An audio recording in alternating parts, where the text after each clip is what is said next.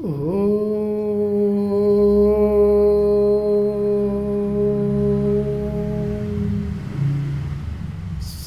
ಗುರು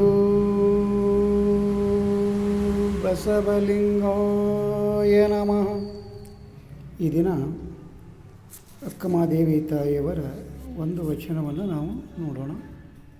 ಕಿಡಿಕಿಡಿ ಕೆದಡಿದಡೆ ಎನಗೆ ಹಸಿವು ತೃಷೆ ಎಡಗಿತ್ತೆಂಬೆನು. ಕಿಡಿಕಿಡಿ ಕೆದರಿದಡೆ ಎನಗೆ ಹಸಿವು ತೃಷೆ ಎಡಗಿತ್ತೆಂಬೆನು. ಮುಗಿಲು ಹರಿದು ಬಿದ್ದಡೆ ಎನಗೆ ಮಜ್ಜನೆ ಕೆರೆದರೆಂಬೆನು. ಮುಗಿಲು ಹರಿದು ಬಿದ್ದಡೆ ಎನಗೆ ಮಜ್ಜನೆ ಕೆರೆದರೆಂಬೆನು. ಗಿರಿ ಮೇಲೆ ಬಿದ್ದಡೆ ಎನಗೆ ಪುಷ್ಪವೆಂಬೆನು. ಗಿರಿ ಮೇಲೆ ಬಿದ್ದಡೆ ಎನಗೆ ಪುಷ್ಪವೆಂಬೆನು. ಚನ್ನಮಲ್ಲಿಕಾರ್ಜುನಯ್ಯ ಶಿರ ಹರಿದು ಬಿದ್ದಡೆ ಪ್ರಾಣ ನಿಮಗರ್ಪಿತವೆಂಬೆನು. ಚನ್ನಮಲ್ಲಿಕಾರ್ಜುನಯ್ಯ ಶಿರ ಹರಿದು ಬಿದ್ದಡೆ ಪ್ರಾಣ ನಿಮಗರ್ಪಿತವೆಂಬೆನು. ಇಲ್ಲಿ ಇಲ್ಲಿ ಅಕ್ಕಮಹಾದೇವಿ ತಾಯಿಯವರು ಏನು ಹೇಳ್ತಿದ್ದಾರೆ ಅಂದ್ರೆ, ಅಲ್ಲಿ ಯಾವ ರೀತಿ ಅವರು ಸೃಷ್ಟಿಕರ್ತ ಪರಮಾತ್ಮನಿಗೆ ಆತನ ನೆನಹಿನಲ್ಲಿ ಆತನ ಒಂದು ಒಲುಮೆಗಾಗಿ ಯಾವ ರೀತಿ ಅವರು ಹಪಹಪಿಸ್ತಾ ಇದ್ದರು, ಪರಿತಪಿಸ್ತಾ ಇದ್ದರು ಅನ್ನೋದನ್ನು ನಾವು ಇಲ್ಲಿ ನೋಡ್ತಾ ಇದ್ದೀವಿ. ನಾವು ಏನಾದರೂ ಸ್ವಲ್ಪ ಯಾವುದಾದ್ರೂ ಒಂದು ಕಷ್ಟ ನಷ್ಟಗಳು ಬಂದಾಗ ನಮಗೆ ದೇವರು ಒಲಿಲಿಲ್ಲ, ನಮಗೆ ಅದನ್ನು ಮಾಡಿದೆ ಇದನ್ನು ಮಾಡಿದೆ, ಈ ತೊಂದರೆ ಕೊಟ್ಟ ಆ ತೊಂದರೆ ಕೊಟ್ಟ ಅಂತ ಹೇಳಿ ನಾವು ನಮ್ಮ ಒಂದು ಮಾರ್ಗದಿಂದ ವಿಮುಕ್ತರಾಗಿಬಿಡ್ತೀವಿ ನಾವು. ಅಂದರೆ ಅಲ್ಲೇ ದೇವರ ಪ್ರಾರ್ಥನೆ ಇರ್ಬೋದು, ಪೂಜೆ ಇರ್ಬೋದು, ಏನೇ ಒಂದಾದರೂ ನಮಗೆ ಯಾವುದೇ ಥರದಿಂದ ಆದರೂ ಸುಖಗಳು ಬರಬೇಕು. ಅಲ್ಲಿ ಕೆಟ್ಟದ್ದಾಗಬಾರ್ದು, ದುಃಖಗಳು ಬರಬಾರ್ದು. ಅಂದ್ರೆ ಮಾತ್ರ ನಾವು ದೇವ್ರನ್ನ ನೆನೆಸ್ತಾ ಇರ್ತೀವಿ. ಸ್ವಲ್ಪ ಕಷ್ಟ ಬಂತು ಅಂದ್ರೆ ಅಲ್ಲಿಗೆ ಆತನನ್ನು ನಮಗೆ ಹಿಂಗೆ ಮಾಡಿದೆ ಅಂತೇಳಿ ಆತನ ಮೇಲೆ ಒಂದು ಅಪವಾದವನ್ನು ಹೊರಿಸಿ ನಾವು ದೂರ ಸರಿದು ಬಿಡ್ತೀವಿ.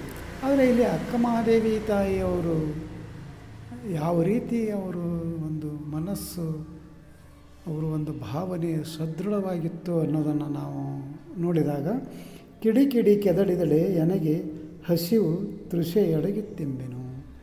ಒಂದು ವೇಳೆ ಬೆಂಕಿ ಕಿಡಿಕಿಡಿಯಾಗಿ ನನ್ನ ಸುಡೋಕೆ ಬಂತು ಅಂದರೆ, ನನ್ನ ಸುಡ್ತಾನೆ ಅಂತ ಕಿಡಿಕಿಡಿ ಹಾರ್ತು ಅಂತ ಕೇಳಿದಾಗ ಅಲ್ಲಿಗೆ ನಾನು ಏನಂತಾನೆ ಅಂದ್ರೆ, ನನಗೆ ಒಂದು ಹಸಿವು ಮತ್ತು ತೃಷೆ ಅಂದರೆ ಬಾಯಾರಿಕೆ ಮತ್ತು ಹಸಿವು ನಂದು ಅಡಗಿತ್ತು ಅಂತ ಹೇಳಿ ತಿಳ್ಕೊತಾನೆ ಅಂತ ಹೇಳ್ತಾರೆ. ಹಾಗೆ ಮುಂದೆ ಏನು ಹೇಳ್ತಾರೆ, ಮುಗಿಲು ಹರಿದು ಬಿದ್ದೊಡೆ ಎನಗೆ ಮಜ್ಜನ ಕೆರೆದರೆಂಬೆನು.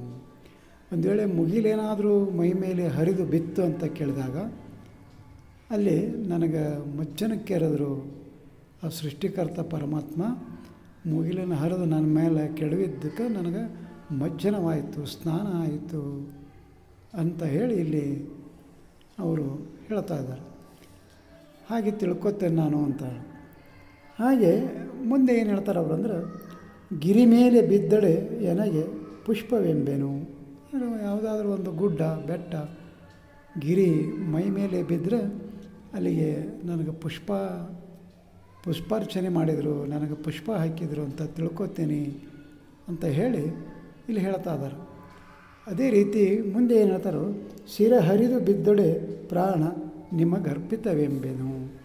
ಒಂದು ವೇಳೆ ನನ್ನ ಶಿರಾನ ಹರಿದು ಬಿತ್ತು ತೆಳಗ ಅಂತ ಅಂದ್ಕೊಂಡ್ರೆ, ಆ ಶಿರ ಹರಿದು ಬಿದ್ದರೆ ಅಲ್ಲಿ ಪ್ರಾಣ ಏನಾಯಿತು ಅಂದರೆ ಸೃಷ್ಟಿಕರ್ತ ಪರಮಾತ್ಮನಲ್ಲಿ ಒಡೆಬರೆದು ಒಂದಾತು, ಆತನಿಗೆ ಅರ್ಪಿತವಾಯಿತು ಅಂತ ತಿಳ್ಕೊತೀನಿ ಅಂತ ಹೇಳಿ ಅಲ್ಲಿ ಅಕ್ಕಮಹಾದೇವಿ ತಾಯಿಯವರು ಈ ವಚನದಲ್ಲಿ ಹೇಳ್ತಾ ಇದ್ದಾರೆ.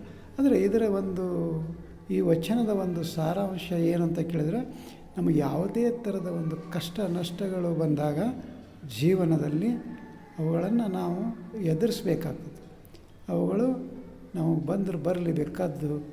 ಅಲ್ಲಿ ಗುರುಬಸವಣ್ಣನವರು ಹೇಳುವ ಹಾಗೆ, ನಾಳೆ ಬಪ್ಪುದು ನಮಗಿಂದೇ ಬರಲಿ, ಹಿಂದೆ ಬಪ್ಪುದು ನಮಗೀಗಲೇ ಬರಲಿ, ಅದಕಾರಂಜುವರು ಅದಕಾರಳಕುವರು ಅನ್ನಂಗೆ ಬಸವ ತಂದೆ ಹೇಳಿದ ಹಾಗೆ ನಾವು ಸಹಿತ ಅಲ್ಲಿ ಯಾವುದೇ ಕಷ್ಟ ಸುಖ ಏನೇ ಬಂದರೂ ಸಹಿತ ಅದು ಆ ಸೃಷ್ಟಿಕರ್ತ ಪರಮಾತ್ಮನ ಒಂದು ಪ್ರಸಾದ ಅಂತ ತಿಳ್ಕೊಂಡು ನಾವು ಜೀವನವನ್ನು ನಡೆಸಿದಾಗ ನಮಗೆ ಏನೇ ತೊಂದರೆಗಳು ಬಂದರೂ ಸಹಿತ ನಾವು ಅಲ್ಲಿ ಒಂದು ಸಂತೃಪ್ತರಾಗಿ ನಾವು ನೆಮ್ಮದಿಯಿಂದ ಬದುಕನ್ನು ಸಾಗಿಸೋದಕ್ಕೆ ಸಾಧ್ಯವಾಗ್ತದೆ.